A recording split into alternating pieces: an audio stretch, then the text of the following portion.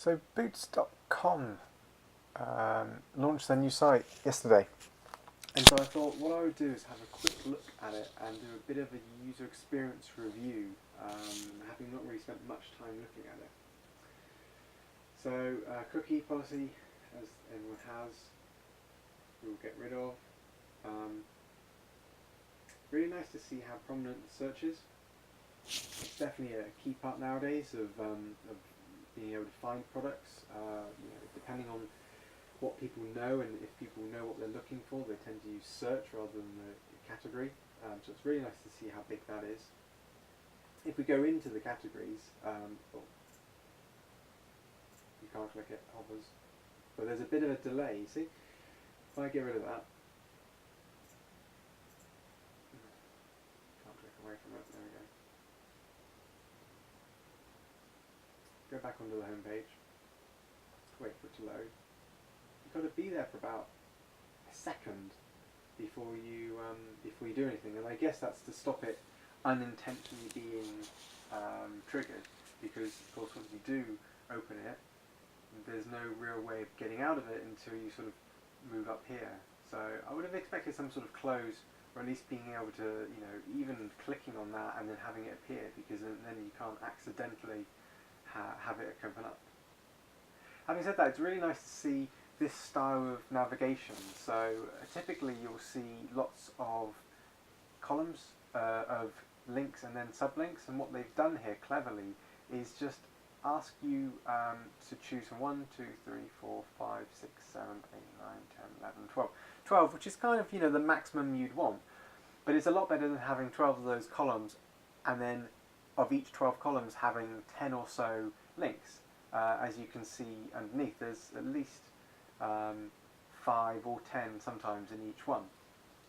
So if I'm looking for a product, I can go into it, and then I can look up and down. Obviously you can go to the top level category as well, and then keep going, and that's quite good. It's really good. It's quite quick, and it means you don't have to be looking at a lot of text, because you're making small choices every now and then. That's really nice to see. Nice and big, clear product images, which is nice. Very sort of standard.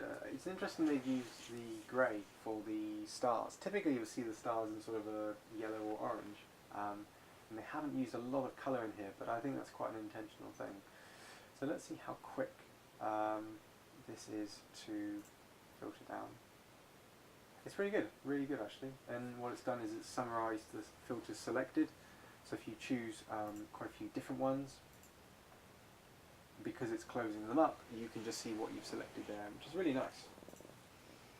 Again, sorting by, you've got quite a few options. You can choose to, well, you can't actually choose anything there, but obviously this would be pagination type stuff. And then you can see a gallery view or a list view. Now I've seen a lot of companies just ditching the list view. It's kind of doing the same thing, but they've obviously kept it. I would imagine that what Boots will be doing is having a look at how many people look at either the list view or the gallery view. Typically, I hate these. I know why people were doing them, but I've barely been on the site. I've been on the site for about a minute. So I've not really finished what I wanted to do, and it's asking for feedback. I always open these up just because as a user experience person I like knowing what sort of questions they're asking. Let's have a quick look and see what sort of things they're saying.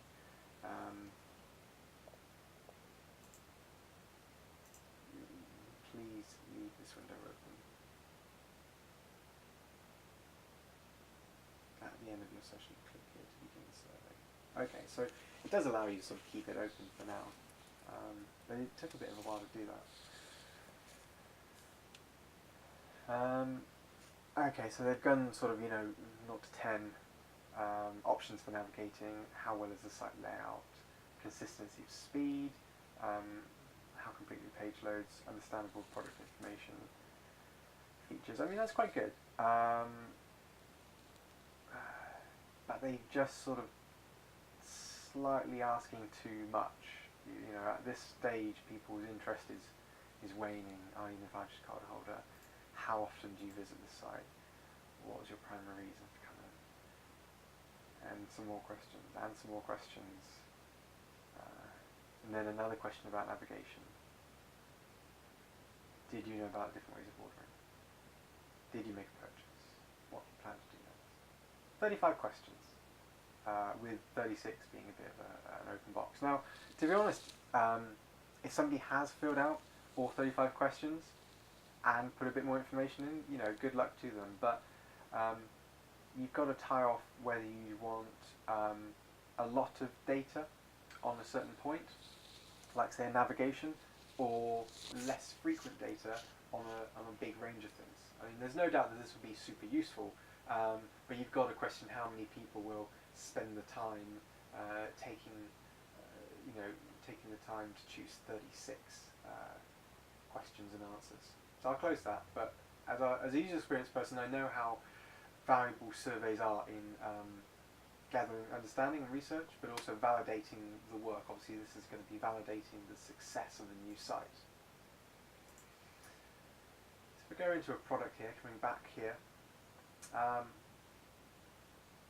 it's really nice. They've obviously got stores and they've got the online side, so they're checking for store stock, which is really nice. You know, nowadays, it's quite good to just order it and then pick it up. So I check postcode or place name, Street in stock. Can I click that and choose it as my store so I don't have to do it again? No. I can see it's in stock. Again, green typically is a very quick thing to identify whether something is in stock or not. And to avoid having to ask me this question again and again, I'd like to hope that they'll now save this location for the next products that I'm looking at. I didn't want to do that accidentally. Adding to basket all seems very good. They've got offers as well, which is nice. Again, reviews in grey, black, interesting. Good information, good delivery information. A lot of extra stuff here. Let's have a look. That goes even further across the screen. Should probably keep that so that it doesn't have to scroll horizontally. Some of the images aren't the best here. Obviously, with the new site going live, you've got to give it a bit of a chance because there will inevitably be a few bugs that have to be sorted out. But a lot of products here to look at. Really, they've got 1, 2, 3 different types of showing alternative products, and sometimes it looks like they could even be replicating. So the question is, you know, why are you? They're not quite replicating, but they're very similar. So similar, in fact, that sometimes when it wraps onto 3 lines, you can't actually see what the 3rd line is. So legibility over design is always the first thing you really want. Reviews, which is really nice. Was it helpful? There's no reporting review. Reviews. That's nice. So if I go back to the homepage, have a look at some of its merchandising. Carousel takes a bit of time to load, but actually when it does, it's really nice and obvious. In terms of how these things are built, typically, you know, responsive merchandising can be quite tricky in terms of what you do. So if I have a look and see what this would look like on a mobile or a tablet. Let's go on to iPhone. So that's really nice. You can see they cropped the image in a slightly different way, and they've enabled you to see all the text in a slightly different display. but it's using the same image. That's a really tricky thing for some companies to get around, the responsive merchandising. What I would say though is when you go back up to desktop, the design of it is nice and clear, but they've not done much with the type. It's kind of been left. Probably started off on mobile first, and then they sort of worked up to desktop, and it feels a little bit lost. It could be a slightly more style here, especially on this subtext. But this is really refreshing. Not too big and bold, it's just clear, not trying to say too much, and nice imagery. Some offers. So that's really nice. It's nice and simple, and they've not tried to push too much on, which I think is always a difficult thing. There could probably be some slightly more contrast in some of this. It feels a little flat and hard to know which elements you can interact with and which you can't.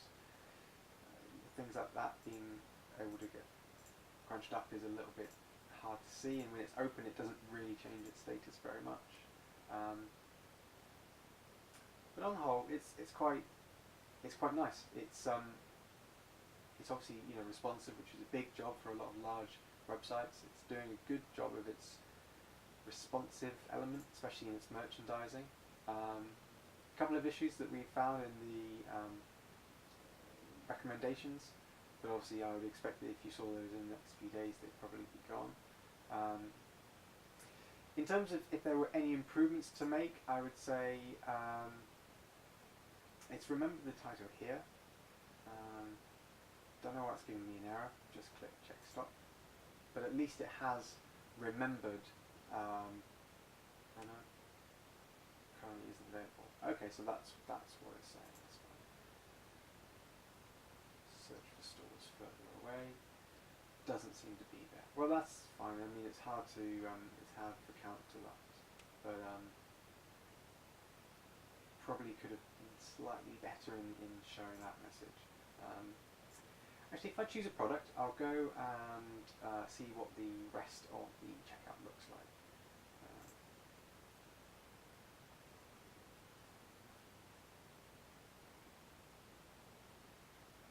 Okay, so you can see here they've got a bit of branding that comes on here. Add this one to the basket. How does it come up?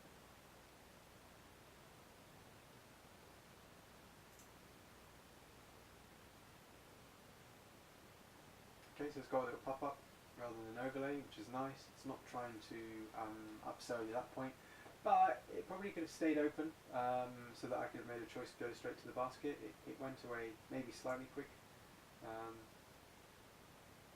Then if I click on it, expecting to go to the basket, it just opens the overlay. So a bit of a different convention here. So here we've got hover and then it appears. And then we've got here hover and it doesn't appear. But that's okay, I would click it, but in clicking it I would expect to go straight to the basket page. Which is fine. It's just one of those things which might confuse a few people, or they might be waiting around here for it to pop up and not realise and then have to click. So that would probably be worth something reviewing. So if I go into the basket and see what that looks like, we have mention of how much you can spend before you get free delivery, which is great. Or I could collect it, which is always a really nice thing to have click and collect. Again, the type styling is a bit off. I mean, basket typically should be one of the most obvious things you see. The fact it's in the center again strikes me as a mobile thing.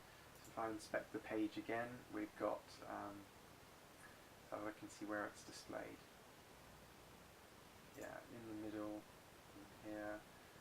In the middle on the phone. So I definitely think from looking at the design that they have started on the mobile and designed it for that and then worked up from desktop. But there could probably be a few tweaks that could be done in the desktop. It feels slightly that it's a stretched tablet view. Left aligning the basket, making that more obvious and prominent on the left-hand side, I think would be an obvious thing to do, because it feels that this is just sort of hovering in the middle a little bit. It's not really weighted to any elements here. A couple of upselling bits and pieces like that. If I go into the checkout, straight away I'm asked for an email address. So I understand why people do this. They want to make sure that you aren't creating multiple accounts, because of course if you have used the site before, then you have saved details, and so it's a lot quicker. If I just put in information here,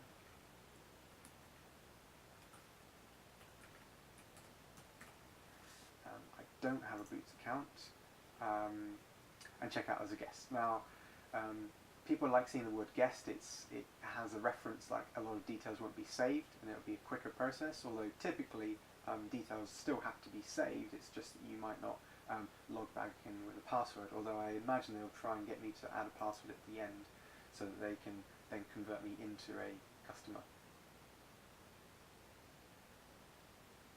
Again, all of this says to me that it is a sort of mobile design that's first, which is not a bad thing, but in terms of hierarchy they could probably take more of a sort of steer from the homepage and space it out a little bit.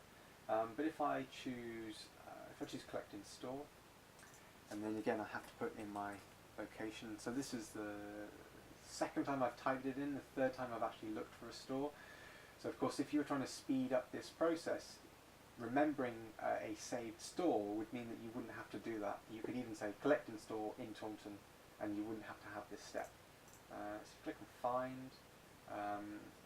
Got the spinner here, not really obvious. Probably want to have an overlay so that you know that you're waiting to do something. List view and map view, which is great. If I want to see where that is on a map, I can click it and see it there, which is great. I can then select the store. So again, if you had selected the store on the previous page, you wouldn't have to do it again. Picking a date for collection, that's very nice. Typically you'll see calendars. Of course, calendars will show sort of a maximum of 30 dates, and the thing is that most people want it probably tomorrow or in the next couple of days, so it's quite nice to be able to say I want it either on a Sunday. I don't know why they put Sunday in the middle, because you can't select it, but you can select Friday. It's odd that it's right in the middle. It feels slightly that it's a selected one, but I understand why it's not. Choose Friday. That's it. That's confirmation. Again, these pieces of text are a little bit small compared to the rest of the site. I think they should probably review the desktop user interface a little bit and just bump it up slightly, because it all feels like it's just stretched from mobile. Contact details.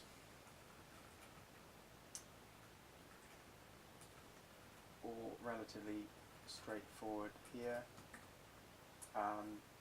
It's always nice to say why you're asking for these details, because some people might hesitate at putting this information in. It's asking me for an email address.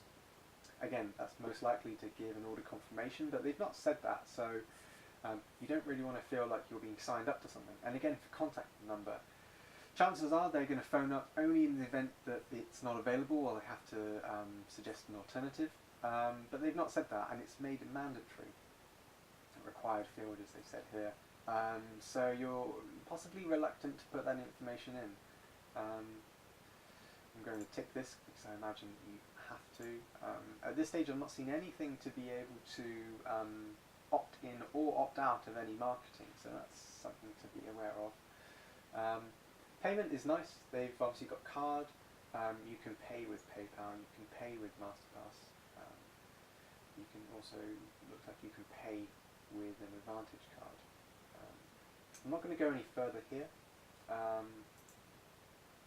Only to say that it looks very simple and obvious.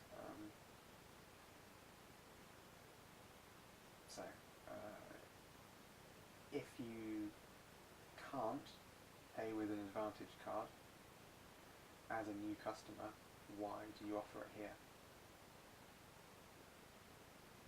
In reality, what is the likelihood of registering for a Boots account at this stage in the checkout, or logging in because you've already said that you don't have a login? So probably question whether it's worth adding this. It might be worth monitoring, clicking on this tab and then the dropping out, or even how many people are clicking it who are new customers. It could be something you offer further down the line, but to be honest, for a brand new customer who's never used the site, they may not choose it, but if they have chosen it, using it such an error star is a bit of a no-no, because nobody's done anything wrong at this stage. Lots of help stuff, which is nice.